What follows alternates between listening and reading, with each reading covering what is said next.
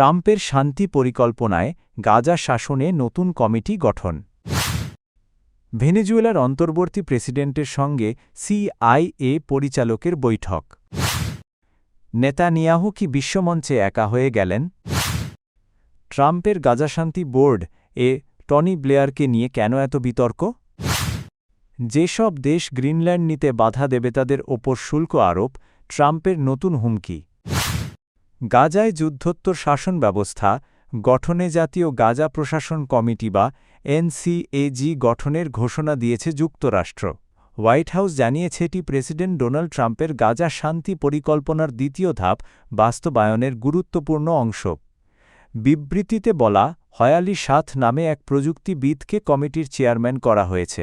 তিনি গাজায় সরকারি সেবা পুনরুদ্ধার, বেসামরিক প্রতিষ্ঠান পুনর্গঠন এবং স্বশাসনের প্রস্তুতি তদারকি করবেন।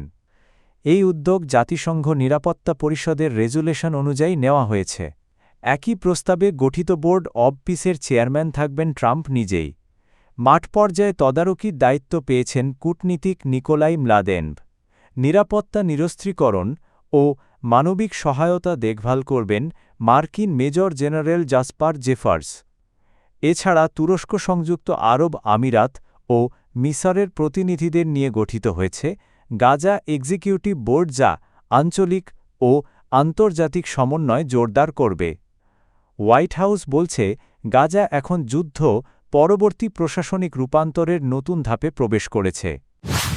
প্রেসিডেন্ট ডোনাল্ড ট্রাম্পের নির্দেশে সিআইএ পরিচালক জন র্যাডক্লিফ ভেনেজুয়েলার অন্তর্বর্তী প্রেসিডেন্ট ডেলসি রদ্রিগেজের সঙ্গে বৈঠক করেছেন।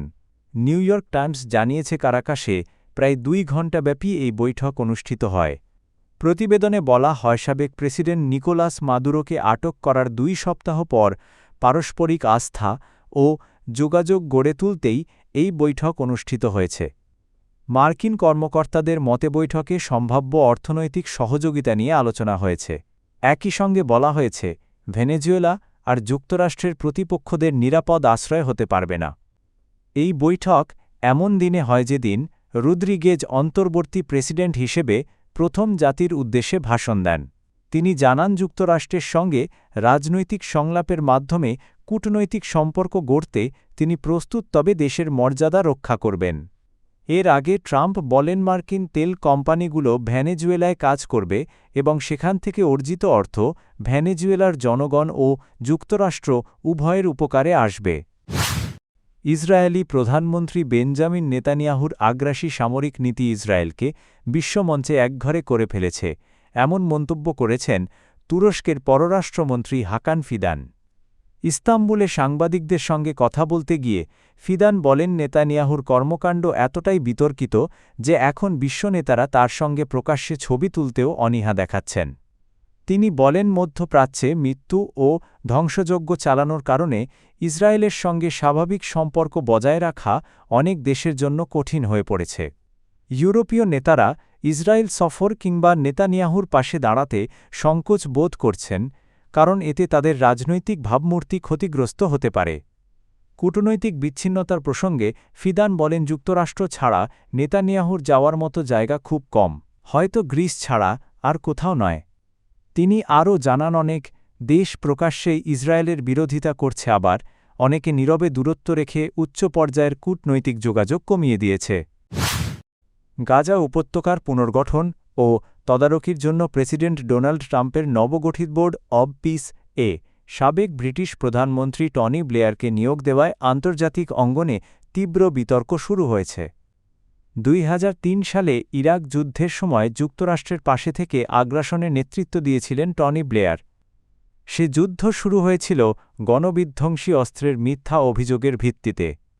এ কারণে আরব বিশ্ব ও যুক্তরাজ্যের অনেকের কাছে ব্লেয়ার এখনও বিতর্কিত চরিত্র হিসেবে পরিচিত।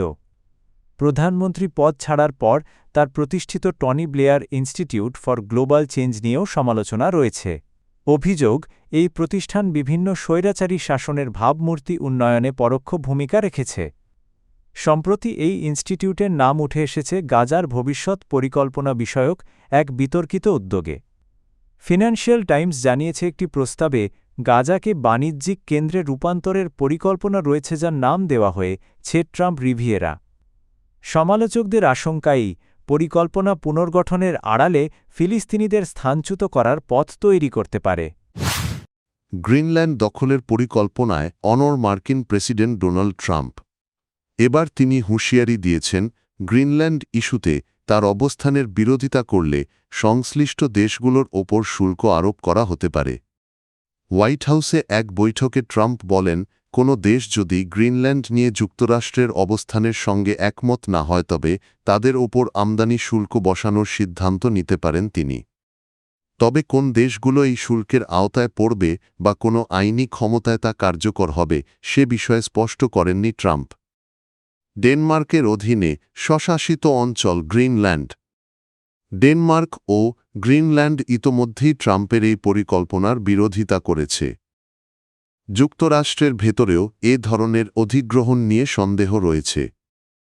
এদিকে ট্রাম্প যখন এই বক্তব্য দিচ্ছিলেন তখন রিপাবলিকান ও ডেমোক্রেটিক উভয় দলের কংগ্রেস সদস্যদের একটি প্রতিনিধি দল গ্রিনল্যান্ড সফর করছিলেন। তারা গ্রিনল্যান্ডের আইন প্রণেতা ও ডেনমার্কের প্রধানমন্ত্রীর সঙ্গে বৈঠক করেছেন।